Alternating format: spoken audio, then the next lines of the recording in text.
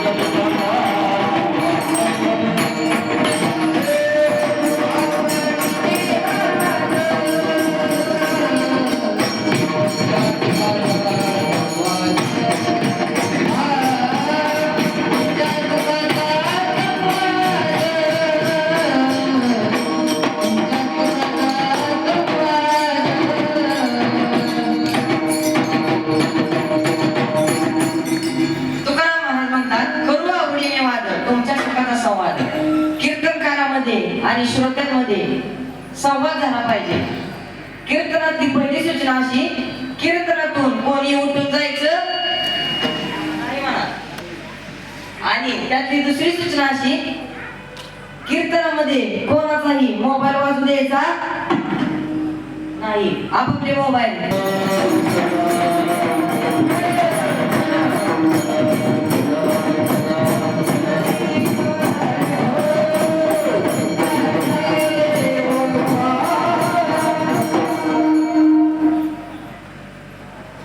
श्री गुरु सारेखा असता पाठीराखा इतरांचा लेखा कोण करी.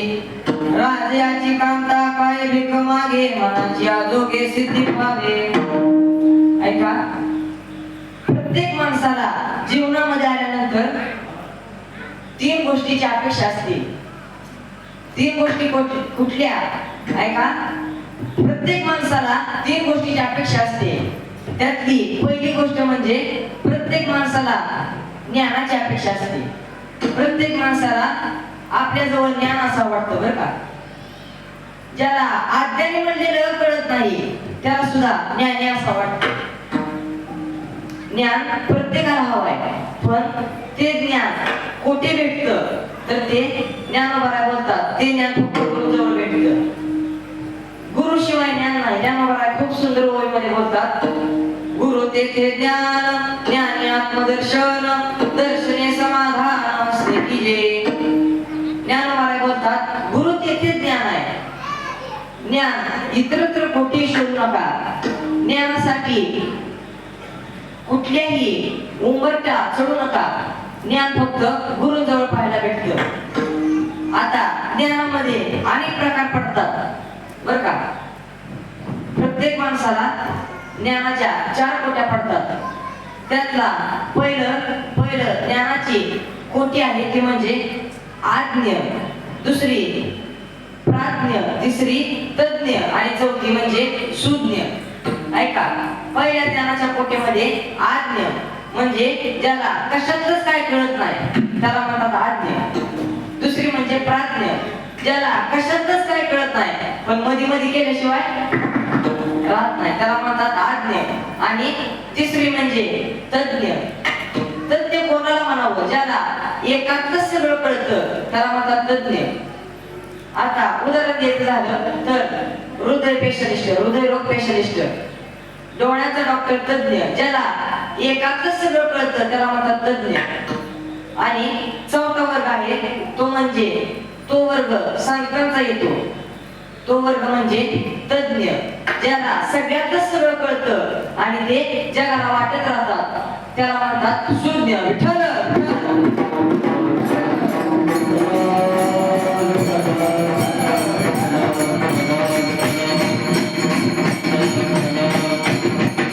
प्रत्येक माणसाला ज्ञानाची अपेक्षा आहे, पण ते ज्ञान आपण गुरुजवळ मागितलं पाहिजे.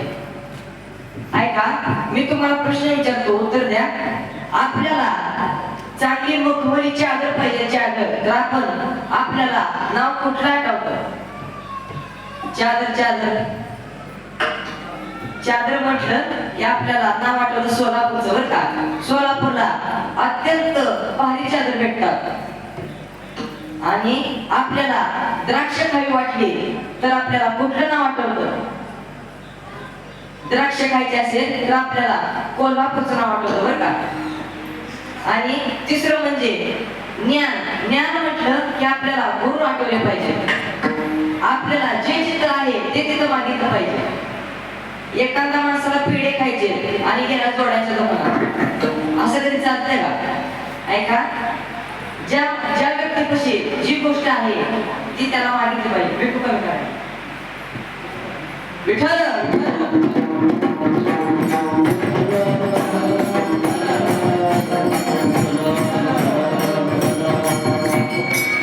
जी गोष्ट ज्या व्यक्तीपाशी आहे ती त्याला मागितली पाहिजे. आपलं मागणं चुकतं बरं का. आपण नको त्या गोष्टीला जे पाहिजे ते मागतो. ऐका, आपल्याला ज्ञान म्हटलं की गुरुजवळ मागायला पाहिजे, पण आपण ज्ञानाकरता कोणापाशी जातो?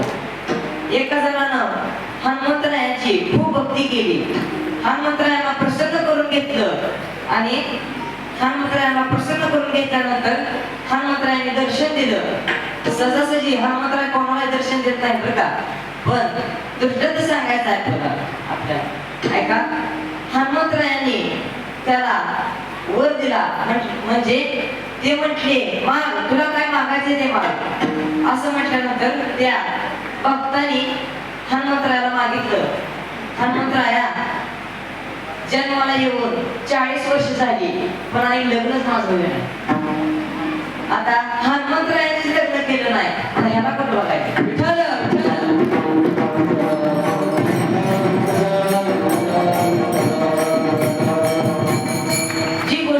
ज्या व्यक्तीपाशी आहे ती त्याला मागितली पाहिजे.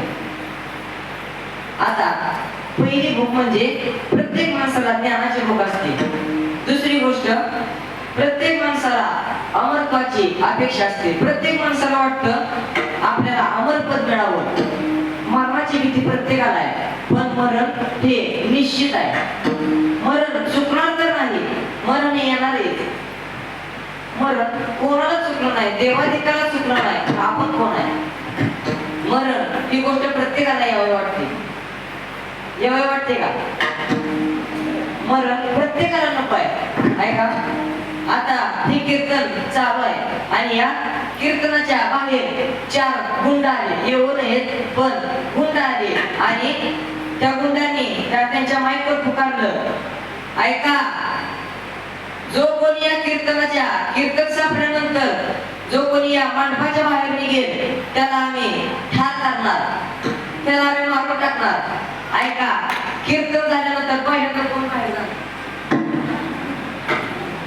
कीर्तन झाल्यानंतर कोण जागा सोडणार नाही. तुम्ही म्हणणार तुम्ही जावा महाराज, तुम्हाला लय गडबड झाली. मरणाची भीती प्रत्येकाला आहे, पण मरण हे चुकणार आहे का? मरण हे येणार आहे. ऐका, घर बांधलं, वास्तुशांतीची तारीख ठरवण्यात आली आणि अचानकच घरामध्ये कोणी आजारी पडलं. आजारी पडल्यानंतर वास्तुशांतीची तारीख पुढे ढकलता येते बरं का. वास्तुशांतीची तारीख पुढे ढकलता येते आणि पण मरणाची तारीख पुढे ढकलता येते का? मरण आलं म्हणजे आलंच, त्याला कोणी वंशवर म्हणायचं नाही. मरण हे निश्चित आहे. मरण येणार आहे पण त्याला पुढे ढकलण्याची जी शक्ती आहे ती शक्ती फक्त संतांमध्ये. आपल्यामध्ये मरण आले की जावं लागतं, पण संतांचं तसं नाही. संत आपल्या मनाने येतातही आणि आपल्या मनाने जातात. संतांना जाण्याची कोणी इच्छा करू नये. संत आपल्या मनाने जातात आणि येतात. मोठी लोक कीर्तनामध्ये आल्यानंतर जास्त वेळ थांबत नाही बरं का. राजकारणातील झालं तर येणार 5 मिनिटं बसणार आणि लगेच निघून जाणार. मोठी माणसं काम झाले की थांबत नाही. तसं संतांचं आहे. संत काम झालं की एका ठिकाणी थांबत नाही. तुकाराम महाराज खूप गोड बोलतात. आम्ही वैकुंठवासी आलो याची कारण अशी. आम्ही वैकुंठवासी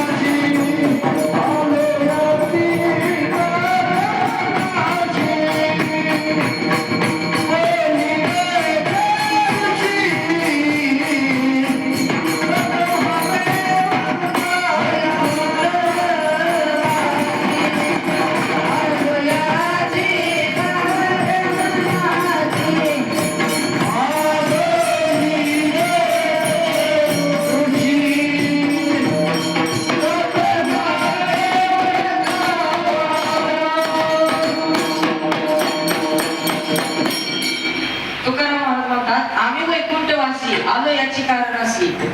बोलीने जे ऋषी साच भावे होताय. संत आपल्या मनाने येतात आणि आपल्या मनाने जातात. संत कशा करता येतात तर बाळमामासारखे संत कशा करता येतात. अवताराला येतात आणि तुम्हाला जीवाना जाग करतात. संत महात्मे आपल्याला जाग करतात. तुम्ही म्हणसान आता आम्ही काय झोपलोय का बरं का. तुम्ही झोपला नाही पण अंतःकरण रूपी तुम्ही झोपलाय. संत तुम्हाला जाग करण्याकरता येतात. संत स्वतःच्या मनाने येतात आणि स्वतःच्या मनाने जातात. उदाहरण द्यायचं झालं तर आपल्या एकनाथ महाराजांचं बरं का. एकनाथ महाराज वय थकलं आणि एकनाथ महाराज म्हटले आता सगळं लिहून झालंय, माझं काम उरकलं आणि आता मला जायची वेळ झाली. असं म्हटल्यानंतर नाथरायांनी धिर ठेवला. धिर ठेवल्यानंतर नाथरायांना उचललं आणि अंत्ययात्रा सुरू केली. त्याच दिवशी त्याच गावातली एक स्त्री नांदत नव्हती. तिला माहेरी पाठवलेलं आणि त्याच दिवशी तिची आई त्या स्त्रीला घेऊन माघारी येत होती. तिच्या सासरला येत होती. त्या स्त्रीनं त्या आजीबाईनं मनामध्ये विचार केला या बी बाबाला आजच जायचं होतं का. माझी स्त्री माझी मुलगी नांदायला चालली आणि हा आताच मेला. असं म्हटल्यानंतर नाथराया लगेच ताडीला उठून उभा राहिले आणि त्या आजीबाईला म्हटले आजी मी काय आज जात नाही, मी पुन्हा कधीतरी जाईल, पण तुमची मुलगी पाठवा, नाही पाठवा. तो प्रसंग झाला आणि दुसऱ्या वेळेस नाथरायांनी देह ठेवला बरं का. नाथरायांनी देह ठेवला आणि नाथरायांची अंत्ययात्रा सुरू केली. सुरू केल्यानंतर नाथरायांची अंत्ययात्रा सुरू केली आणि जे खांदकारी होते का, खांदकारीचा आपला असतात बरं का. खांदकारी मनात म्हटले, किती जरी मोठा साधू झाला आणि किती जरी मोठा संत झाला आणि किती जरी मोठं चमत्कार केलं तरी शेवटी आमच्याच खांद्यावर चाललाय बरं का. असा मनामध्ये विचार आला. परत नाथराया जिवंत झाले. परत नाथरायांनी काठीवरच उडी मारली आणि त्यांना कोपरापासून हात जोडले आणि म्हटले, मी तुमच्या खांद्यावरती येत नाही, मी पुन्हा कधीतरी जाईल. आणि असंच म्हणत नाथरायांनी आता गेलेली षष्टी, त्या षष्टीला समाधी घेतली, जड समाधी घेतली. संत महात्म्यांच्या हातात असतं मरण कधी. प्रत्येक माणसाला अमरत्वाची अपेक्षा आहे. तिसरी गोष्ट, प्रत्येक माणसाला सुखाची अपेक्षा आहे बरं का. सुख कोणाला नको वाटतं आहे का. सुख सगळ्यांना हवं वाटतं. सुखाची अपेक्षा सर्वांना नाही आहे का. सुख, खरं सुख कोठे आहे तर तुकाराम महाराज म्हणतात, तुझे पायी सुख सर्व आहे, तुझे पायी सुख सर्व आहे, तुझे पायी सुख सर्व आहे,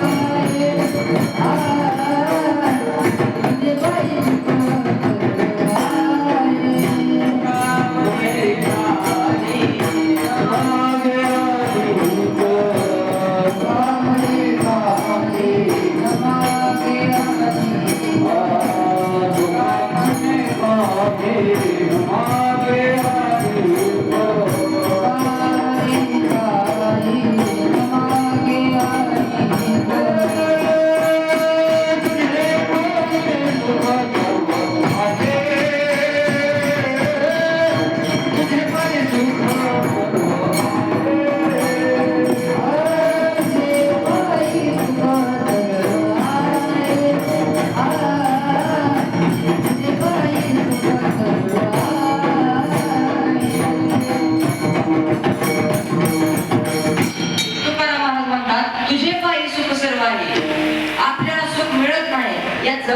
महत्वाचं कारण म्हणजे आपला पत्ता हुकलाय बरं का. आपल्याला सुख असं वाटतं, आपल्याला सुख मिळतं, आपल्याला सुख वाटतं संसारामध्ये सुख आहे, पण खरं सुख देवाच्या पायाजवळ आहे का. सुखाची अपेक्षा प्रत्येकाला आहे. देवा तुझं नाव कार्तिक, तुला काय काय काय असं वाटतं, तुला सुख हवं वाटतं का दुःख. ते सुद्धा म्हणते सुख हवं. प्रत्येक माणसाला सुख हवं असतं, पण आतापर्यंत सुख मिळालं नाही. बाबा तुम्हाला वय किती झालं, 60 वय झालं बरं का. आतापर्यंत तुम्हाला सुख मिळालं का. आतापर्यंत सुख मिळालं नाही. आता इथं पुढं तुम्हाला सुख मिळेल का सांगता येत नाही का. सुख मिळेलच ते सांगता येत नाही, पण तुकाराम महाराज म्हणतात सुख तुम्हाला मिळणारच. तुकाराम महाराज म्हणतात फक्त माझ्या बरोबर चला. तुकाराम महाराज म्हणतात माझ्या बरोबर चला, तुम्हाला मी सुखाचा पत्ता नक्की देणार. आपल्याला सुख असं वाटतं, पण खरं सुख देवाच्या पायाजवळ आहे.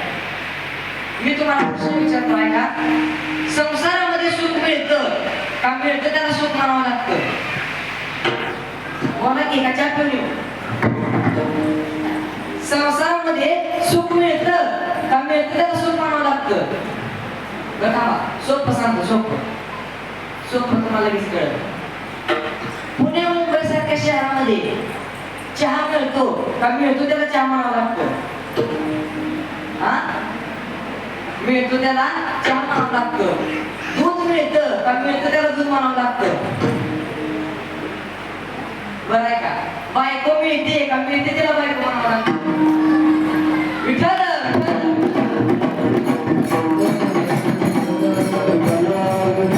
Thank you.